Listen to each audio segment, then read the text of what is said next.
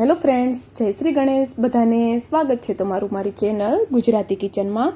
તો રોટલી શાક બનાવવાની ઈચ્છા ન હોય અને ખૂબ જ ભૂખ લાગી હોય, કંઈક ચટપટું ખાવાની ઈચ્છા થતી હોય તો પલાળવા, પીસવા કે ખમણવા ખાંડવાની ઝંઝટ વગર 5 જ મિનિટમાં કંઈક બનાવવું હોય તો તમે આ રેસીપી ટ્રાય કરી શકો છો. શાકભાજીથી ભરપૂર, ટેસ્ટી, ઇન્સ્ટન્ટ આ નાસ્તો ઝટપટ બનાવીને ઝટપટ ખાઈ શકો છો.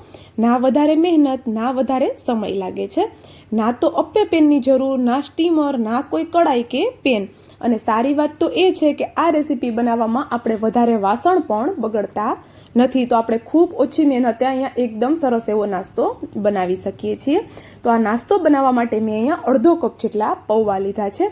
તો નોર્મલ જે ચોખાના પૌવા હોય છે, આપણે બટેટા પૌવા બનાવવા માટેના, એ જ પૌવા મેં અત્યારે લીધા છે. પૌવાને આપણે 2 થી 3 પાણીથી વોશ કરી અને એનું બધું પાણી આપણે નિતારી લેવાનું છે. અને હવે આપણે જો ટાઈમ હોય તો 2 થી 3 મિનિટ માટે આપણે એને પલાળી અને સાઈડમાં રાખી દેવાના છે. તો 2 ચમચી જેટલું પાણી એડ કરી અને 2 થી 3 મિનિટ માટે આપણે એને સાઈડમાં રાખી દીધા છે. જો ટાઈમ હોય તો તમે પલાળવાના છે, નહીંતર સીધા જ આપણે એને મિક્સર જારમાં લઈ લેવાના છે. અને મેં જેમ આગળ કહ્યું એમ કે પલાળવા, પીસવાની, તો પીસવામાં આપણે અહીંયા કોઈ જ વધારે વાર પણ નથી લાગવાની, કે અહીંયા આપણે 15 થી 20 મિનિટ સુધી પીસતું ત્યારે આપણું અહીંયા બેટર બનીને રેડી થઈ જશે. પણ એવું કોઈ જ નથી, બસ મિક્સર આપણે ચાલુ કરશું તો સીધું જ આપણું આ બેટર છે બનીને તૈયાર થઈ જશે માત્ર 1 જ મિનિટમાં. તો હવે આપણે એમાં એડ કરશું અડધો કપ જેટલો રવો અને 2 ચમચી જેટલો બેસન. તો જો અહીંયા બેસન તમારે સ્કીપ કરવો હોય તો તમે સ્કીપ કરી શકો છો, પણ એડ કરશું તો કલર પણ સારો આવશે અને ટેસ્ટ પણ સારો આવશે. હલકું એવું પાણી એડ કર્યું એટલે કે અડધી વાટકી જેટલું પાણી એડ કરીને આપણે આનું બેટર બનાવીને રેડી કરી લેવાનું છે. સાવ સ્મૂથ બેટર નથી બનાવવાનું, કોઈ જ અહીંયા આપણે ઝંઝટ નથી કરવાની. તો જો બસ મિક્સર જારને આપણે ચાલુ કર્યું, બસ 1 જ મિનિટમાં બંધ કરી દીધું અને આપણું બેટર પીસાઈને રેડી થઈ ગયું છે. તો હવે આપણે એને બહાર કાઢી લઈએ.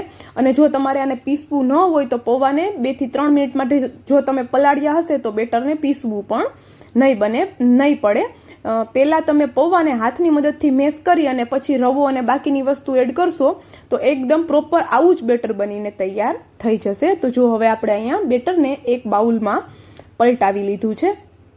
તો બેટર આપણું અહીંયા બનીને રેડી થઈ ગયું છે. પણ આજે આપણે આ નાસ્તો એટલો બધો ટેસ્ટી બનાવશું, એકદમ ચાઇનીઝ ટેસ્ટવાળો, કે ખાવાની મજા જ પડવાની છે અને સમય ખૂબ ઓછો લાગશે. તો જો એમાં હવે આપણે થોડા મસાલા એડ કરીએ. તો મસાલામાં મેં અહીંયા 2 ચપટી જેટલા અજમા એડ કરેલા છે. અજમાનો ટેસ્ટ આમાં ખૂબ જ સરસ આવે છે, તો ચોક્કસથી આપણે એડ કરશું. સ્વાદ પ્રમાણે મીઠું એડ કરી દીધું. હલકી એવી આપણે હિંગ એડ કરશું. હિંગ એડ કરવી ટોટલી ઓપ્શનલ છે.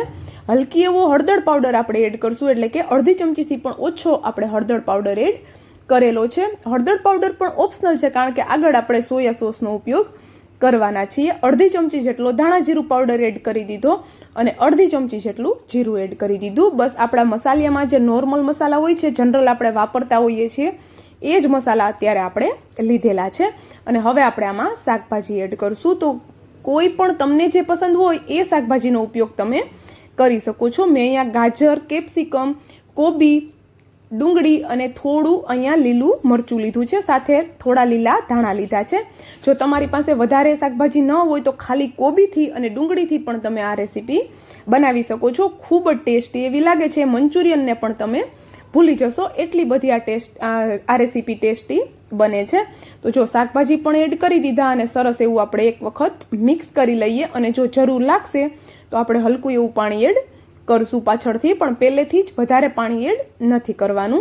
તો જો આપણે અહીંયા બધું મિક્સ કર્યું, આપણું બેટર છે એકદમ ઘાટું લાગે છે, આપણે થીક લાગે છે, તો આપણે થોડું પાણી એડ કરશું, એટલે કે 2 થી 3 ચમચી જેટલું આપણે પાણી એડ કરી દીધું અને સરસ એવું આપણે એને મિક્સ કરી લેવાનું છે. કોઈ દહીં, સોડા, ઈનો કોઈ જ વસ્તુનો આજે આપણે ઉપયોગ નથી કરવાના. બસ ઘરમાં રહેલી વસ્તુથી આપણે આ નાસ્તો બનાવીને તૈયાર કરી શકીએ છીએ. અને ટેસ્ટ તો આનો એટલો યુનિક આવે છે કે ખાવાની મજા જ આવવાની છે.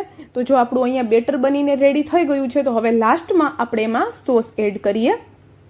તો એમાં મેં 1 ચમચી જેટલો રેડ ચીલી સોસ એડ કરેલો છે. ગ્રીન ચીલી સોસ પણ તમે લઈ શકો છો. 1 ચમચીથી ઉપર એટલે કે 1.5 ચમચી જેટલો મેં અહીંયા ટોમેટો કેચઅપ એડ કરેલો છે અને 2 ચમચી જેટલું આપણે વિનેગર એડ કરી દઈશું. વિનેગરની જગ્યાએ તમે લીંબુનો રસ પણ લઈ શકો છો, અથવા તો થોડો આમચૂર પાવડર પણ લઈ શકો છો. તો જો સોસ એડ કર્યા છે એટલે મીઠું આપણે જોઈને એડ કરશું. અને આપણે અહીંયા અડધી ચમચી જેટલો ડાર્ક સોયા સોસ એડ કરેલો છે. તો હવે આપણે આ બધા સોસ એડ કરી દીધા પછી બધું સરસ એવું મિક્સ કરી લેવાનું છે. તો જો અહીંયા આપણે રેસ્ટ આપવાની પણ બિલકુલ જરૂર નથી રહેતી. બસ પાણીમાં મિક્સ કરો બધી વસ્તુ અને એકદમ ટેસ્ટી વાળો લારીના મંચુરિયનને પણ ટક્કર મારે એવો નાસ્તો આપણો બનીને તૈયાર થઈ જશે. તો જો હું તમને ચેક કરાવી દઉં કે આપણે અહીંયા કેવું થીક બેટર રાખવાનું છે. તો એક વાતનું ખાસ ધ્યાન રાખશું કે બેટર આપણું પતલું ન થવું જોઈએ. તો જો આવું થીક એવું બેટર બનાવીને રેડી કરી લીધું છે. હું શેઝવાન ચટણી એડ કરતા ભૂલી ગઈ હતી, તો હું અત્યારે પાછળથી એડ કરું છું. તમે પહેલાં જ બધા સોસ એડ કર્યા ત્યારે એડ કરી શકો છો. અને એકદમ સરસ એવી ચટણીને પણ મિક્સ કરી દીધી અને આપણે અહીંયા બધા સોસ અને મસાલા એડ કર્યા છે એટલે આપણો નાસ્તો એકદમ જોરદાર ટેસ્ટી એવો બનીને તૈયાર થશે. એ મારે કહેવાની જરૂર નહીં પડે. તો જો હવે આપણે આ નાસ્તો બનાવવા માટે એક નાનું એવું આપણા ઘરમાં જે તડકા પેન હોય છે એ લીધું છે. તો અહીંયા આપણે કોઈ જ તવાનો કે કડાઈનો કે પછી સ્ટીમરનો કે અપ્પે પેનનો કોઈ જ વસ્તુ લેવાની જરૂર નથી. તો જેની પાસે આ બધા પેન નહીં હોય એ પણ આ રીતે નાના એવા તડકા પેનમાં આ નાસ્તો બનાવીને તૈયાર કરી લેશે. તો એમાં આપણે હલકું એવું ઓઇલ લીધું અને આપણે એમાં 1 ચમચો જેટલું બેટર એડ કરી દઈએ. તો જો અહીંયા વધારે બેટર પણ આપણે એડ નથી કરવાનું ને વધારે આપણે એને ફેલાવવાનું પણ નથી. ઉપરથી ઢાંકણ કવર કરી દઈએ અને ગેસની ફ્લેમ સ્લો કરી અને નીચેની સાઈડથી ક્રિસ્પી થઈ જાય અને ઉપરની સાઈડ ડ્રાય થઈ જાય ત્યાં સુધી આપણે એને થવા દઈએ. આરામથી પલટી જાય છે, તમે જોઈ શકો છો. એકદમ સરસ એવું પલટી ગયું છે અને ઉપરનો એનો કલર પણ તમે જોઈ શકો છો. એકદમ ઉપરથી ક્રિસ્પી બનશે કારણ કે આપણે રવો એડ કર્યો છે. અંદરથી એકદમ ફ્લફી બનશે કારણ કે પૌવા એડ કરેલા છે અને કલર તો જોરદાર આવવાનો જ છે કારણ કે બેસન એડ કરેલો છે. તો આ ત્રણેય વસ્તુનો ઉપયોગ કરી અને આપણો અહીંયા એકદમ જલ્દીથી નાસ્તો બનીને તૈયાર થઈ ગયો છે. સેમ એ જ રીતે હું તમને બીજો નાસ્તો પણ બનાવીને બતાવી દઉં છું. તો જો અહીંયા આપણે થોડું ઓઇલ લીધું. ઓઇલનું પ્રમાણ તમે તમારી રીતે વધારે ઓછું કરી શકો છો અને 1 ચમચો જેટલું આપણે બેટર એડ કરી દેવાનું છે. એકદમ સિમ્પલ છે, બિલકુલ આને ચડતા પણ વાર નથી લાગતી અને કૂક થવામાં પણ બિલકુલ વાર નથી લાગવાની. એકદમ જલ્દીથી બનીને તૈયાર થઈ જાય છે. તો ઘરમાં રહેલી વસ્તુથી આપણે કંઈક અલગ બનાવીને બધાને આપશું તો ખાવાની ખૂબ મજા આવશે અને એકદમ હેલ્ધી એવી આ રેસીપી તો બને જ છે. તો જો તમે અત્યાર સુધીનો વિડીયો જોયો હોય અને એમાં તમને થોડી પણ કંઈક મારી મહેનત પસંદ આવી હોય તો પ્લીઝ વિડીયોને એક લાઇક અને જો ચેનલ પર નવા હોય ને તો જલ્દીથી ચેનલને સબસ્ક્રાઈબ કરી દેજો અને સાથે જ બાજુમાં આપેલા બેલને પણ પ્રેસ કરી દેજો જેથી કરીને આવી જ નવી રેસીપીની નોટિફિકેશન તમારા સુધી પહેલાં આવે. મને કોમેન્ટ કરીને પણ જરૂરથી જણાવજો કે તમને આ એકદમ જલ્દીવાળા નાસ્તાનો વિડીયો કેવો લાગ્યો.